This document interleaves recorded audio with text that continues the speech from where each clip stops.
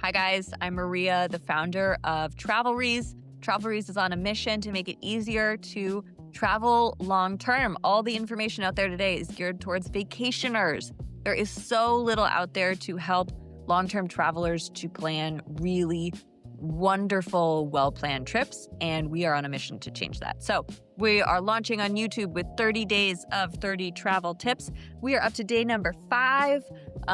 If you haven't checked out tips number 1 through 4, I highly recommend going back, taking a look through those before you dig into this one.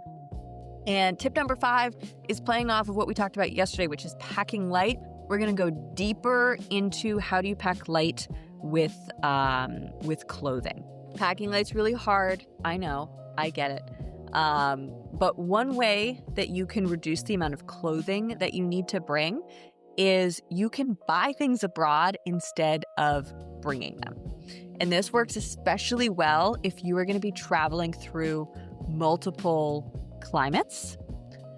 What you do is you bring clothing that you are not that attached to. I would not bring this jacket, for example. I had it made while we were traveling, and I am completely in love with it. But bring clothes that you are okay saying goodbye to during your trip, and plan for them to be with you for the first region, the first climate that you're going through. And then at the end, anything that does not make sense for you to carry on forward, you can donate, you can throw out if it's in really bad shape, and you can go shopping for what you're going to need at the next location.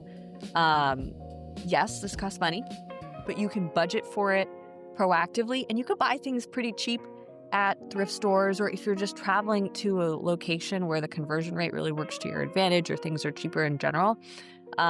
It's not a huge hit to your budget. It is a huge savings emotionally, physically, to not have to carry that stuff with you while you're traveling. This works especially well for items like heavy jackets, even if it's like a fleece that takes up a lot of space, or gear like hiking boots that you might need in one region but not need somewhere else. Obviously, don't bring really expensive hiking boots that you'd be sad to part with. You can always ship them home, but that is expensive. But that heavy gear, you can part ways with it, donate it, and then not have to carry it onto the next place. Just be sure that if you're taking this approach that you budget in advance. That's it. Guys, this is a new channel.